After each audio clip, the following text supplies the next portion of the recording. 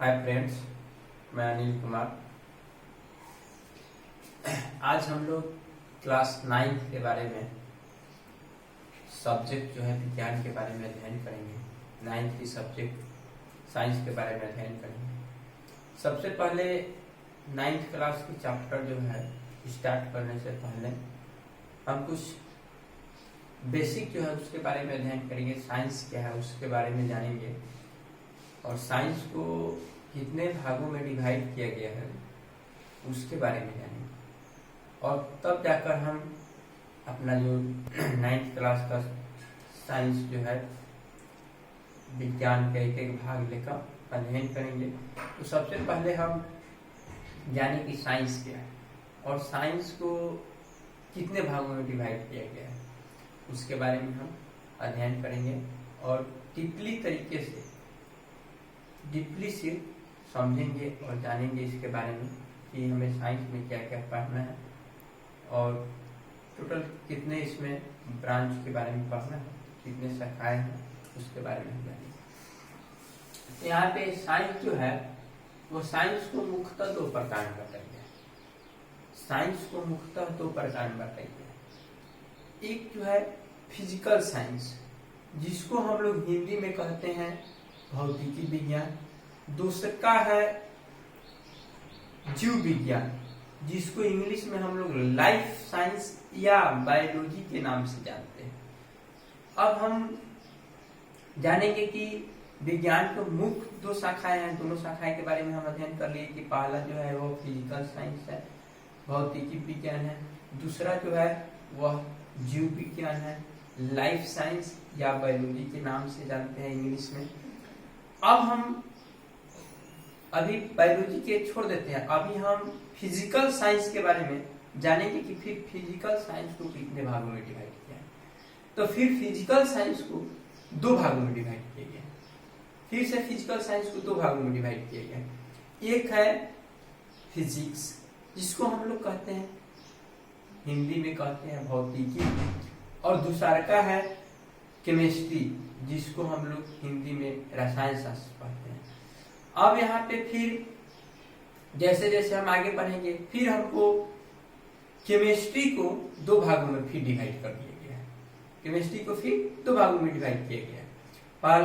पहला है organic chemistry, माने कि कार्बनिक रसायन के बारे में पढ़ना है। फिर दूसरा का है इनऑर्गेनिक केमिस्ट्री, माने कि अकार्बनिक रसायन के बारे में पढ़ना है।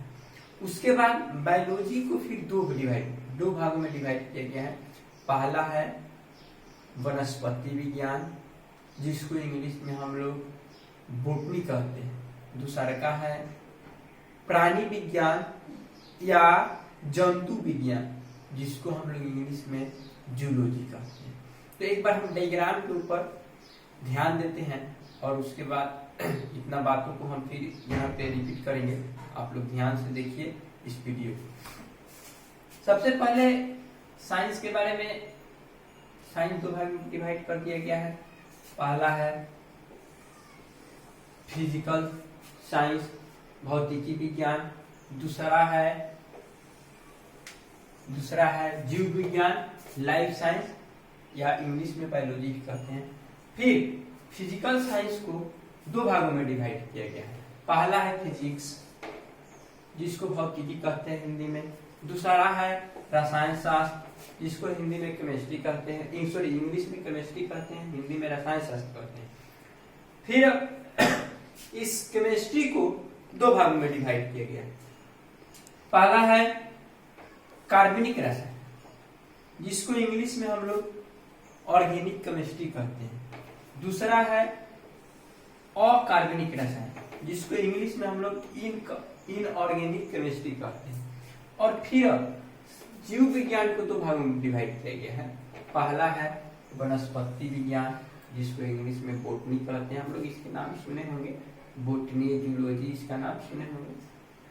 9th क्लास में अभी फिलहाल नहीं सुना होगा बच्चा, लेकिन इसका बोटनी भी पढ़ना है, जूलॉजी भी पढ़ना है। तो यह बोटनी या जूलॉजी जो है बायोलॉजी का शाखा है। ठीक, उसके बाद दूसरा जो है वह है प्राणी विज्ञान या या जंतु विज्ञान भी हम कहते हैं, जंतु विज्ञान, जिसको इंग्लिश में हम लोग जूलॉजी कहते हैं। तो सबसे पहले हम अध्ययन करेंगे कि भौतिकी विज्ञान क्या है, या भौतिकी विज्ञान हम बता दे रहे हैं भौतिकी विज्ञान क्या है। उसके बाद हम फिजिक्स के बारे में अध्ययन करेंगे। भौतिकी विज्ञान जो हमारे लाइफ में अगल बगल में जो घटनाएं घटती हैं उसे हम लोग फिजिकल साइंस कहते हैं। जो हमारे दैनिक जीवन में जो घटनाएं घट रही है या आसपास में जो घटनाएं घट रही है, वह जो घटनाएं घट रही है वह फिजिकल साइंस है, भौतिकी विज्ञान है।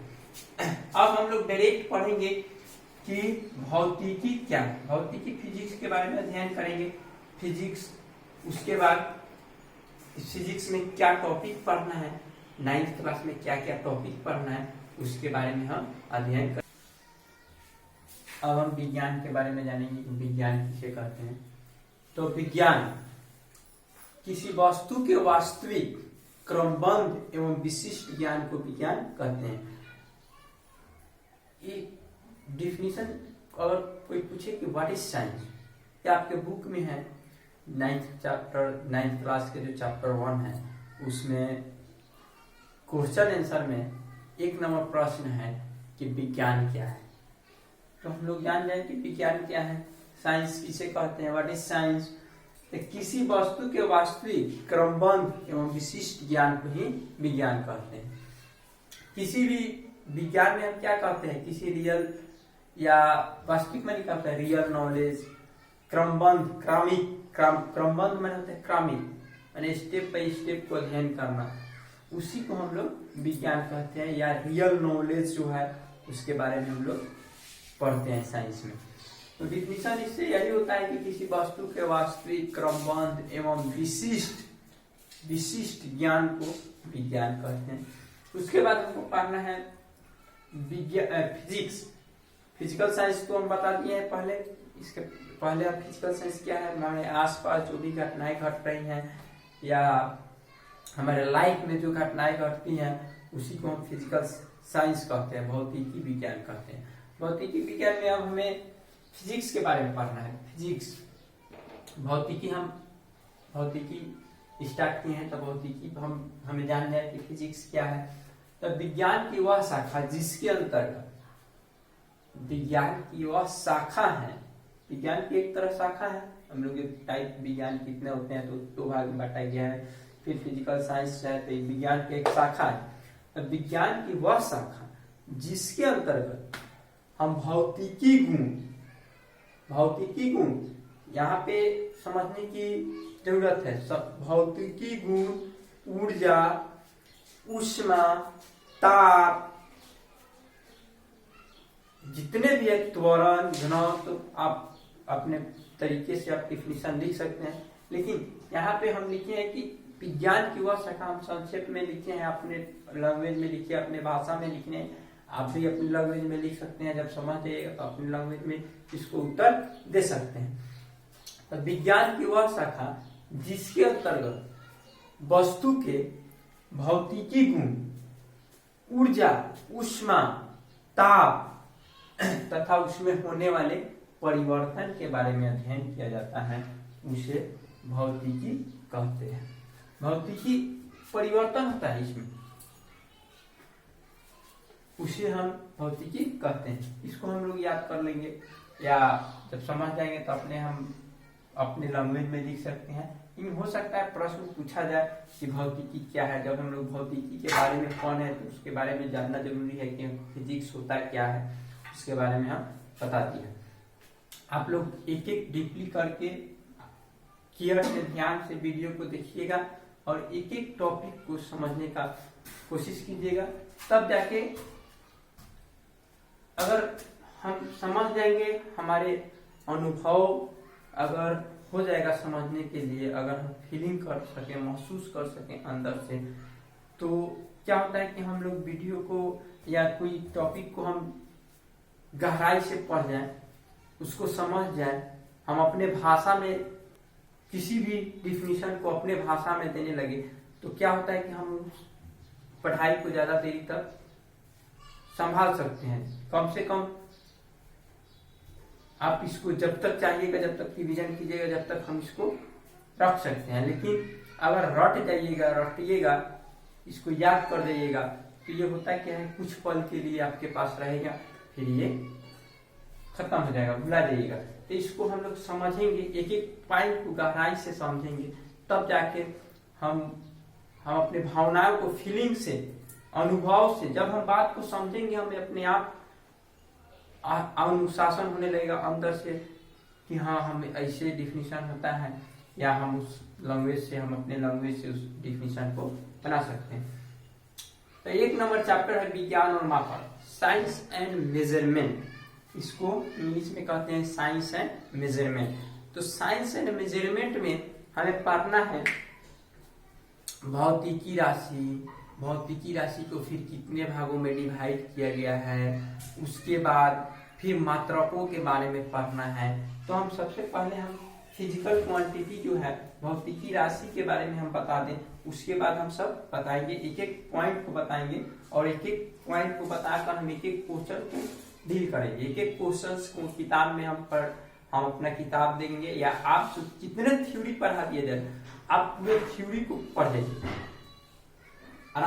इसको जहां अगर जिस पॉइंट पर दिक्कत है कमेंट कीजिए, और अगर नहीं दिक्कत है तो आप इसको ध्यान सावधानी पूर्वक पढ़िए, और ध्यान से पढ़िए और समझने की कोशिश कीजिए। उसके बाद 9th का जो एक लेसन, जो चैप्टर 1 है विज्ञान और मापन, आप क्वेश्चन पढ़िए और क्वेश्चन देखिए, आपको 99% अपने आप बनना स्टार्ट हो जाएगा। पहले हम थ्योरी देंगे, उसके बाद प्रैक्टिकल, उसके बाद आपसे क्वेश्चन अपने आप बनना स्टार्ट हो जाएगा। तो हम जानेंगे भौतिकी राशि क्या है। फिजिकल क्वांटिटी, वे राशियां जिनके पदों में, क्या कर रहा है, वे राशियां जिनके पदों में भौतिकी का नियमों का पालन होना चाहिए। भौतिकी का नियमों का पालन होना चाहिए। इसका रूल जो फ्लो करेगा, लॉ जो फ्लो करेगा, वो भौतिकी होना चाहिए, फिजिकल क्वांटिटी होना चाहिए, भौतिकी होना चाहिए, फिजिकल होना चाहिए। उसे हम फिजिकल क्वांटिटी कहते हैं। जो वे राशियां जिनके पदों में भौतिकी का नियमों का पालन, उसे फिजिकल क्वांटिटी कहते हैं, उसे भौतिकी राशि कहते हैं। जैसे लंबाई भी यह क्या है, ये भौतिकी का नियमों का पद जो होता है उसका फ्लो कर रहा है। ये द्रव्यमान केजी होता है ना, लंबाई मीटर, द्रव्यमान केजी, वेग वेलोसिटी, बल है ना, फोर्स, समय, टाइम, ये सब क्या है, ये सब भौतिकी राशि है। अब यहाँ पे हमको पढ़ना है कि भौतिकी राशि को कितने भागों में डिवाइड किया गया है। तो हम अभी बता रहे हैं लिख करके भौतिकी राशि को कितने। अब भौतिकी राशि दो प्रकार के होते हैं। एक नंबर है बेसिक क्वांटिटी, फंडामेंटल या बेसिक क्वांटिटी, मूल या आधारित राशि कहते हैं। दूसरा नंबर है व्युत्पन्न राशि, डाइवर्ट इन्वर्सिटी क्वांटिटी। अब एक नंबर जो है यह मूल या आधारित राशि किसे कहते हैं, बेसिकल क्वांटिटी, या मूल का फंडामेंटल या बेसिकल क्वांटिटी। वे राशि जो दूसरे राशि पर निर्भर नहीं है, वे राशि जो दूसरे राशि पर डिपेंड न हो, किसी भी राशि पे डिपेंड नहीं हो, उसे हम लोग मूल या आधारित राशि कहते हैं। अगर हमसे पूछे कि मूल या आधारित राशि किसे कहते हैं, तो हम लिख देंगे या बोलेंगे कि वे राशि जो किसी दूसरे राशि पे डिपेंड नहीं, किसी दूसरे पर डिपेंड ना हो, दूसरे राशि पर निर्भर ना हो, उसे हम लोग बेसिक क्वांटिटी कहते हैं, मूल्य आधारित राशि कहते हैं। नाम सेम है, मूल्य ये कहिए या आधारित राशि कहिए, दोनों में आपको या क्वेश्चन पूछेगा कि मूल राशि किसे कहते हैं, तो वहां पे मूल सेम होगा डेफिनेशन। वहां पे हम लोगों को ये नहीं होना चाहिए कि ये मूल नहीं पढ़ी है, मूल राशि किसे, सिर्फ पूछ दिया कि मूल राशि किसे कहते हैं, तो वहां पे हम लोग कंफ्यूज नहीं होना चाहिए। मूल या आधारित राशि दोनों का बात एक ही है। जैसे लंबाई ये किसी भी क्वांटिटी पर निर्भर नहीं है, समय किसी भी अन्य राशि पर डिपेंड नहीं है, द्रव्यमान ये किसी भी अन्य राशि पे डिपेंड नहीं है, निर्भर नहीं है। अब उसके बाद दूसरा का नंबर है व्युत्पन्न राशि। व्युत्पन्न राशि डाइवर्ट क्वांटिटी किसे कहते हैं, वे राशि जो दूसरे राशि पर निर्भर रहता है, ये दूसरे राशि पे डिपेंड रहता है, उसे हम लोग व्युत्पन्न राशि कहते हैं। जैसे क्षेत्रफल, आयतन, बल, वेग, कार्य, ये सब दूसरे एरिया हमको निकालना है, एरिया निकालना है। एरिया निकालने के लिए ये ओनली फॉर एक राशि, एक क्वांटिटी से हम लोग नहीं निकाल सकते। वैल्यू निकालना है, आयतन निकालना है, फोर्स निकालना है, वेग निकालना है, कार्य निकालना है, तो ये दूसरे राशि पे डिपेंड रहता है। तो इसे जाकर इसे अगर कोई भी राशि दूसरे राशि पे डिपेंड हो, कोई भी क्वांटिटी दूसरे क्वांटिटी पे डिपेंड हो, तो उसे हम लोग व्युत्पन्न राशि कहते हैं। उसके बाद हमें पढ़ना है कि मात्रक के बारे में। मात्रक क्या है, यूनिट क्या है। यूनिट के बारे में हम बता रहे हैं कि यूनिट क्या है। तो जानेंगे कि मात्रक क्या है।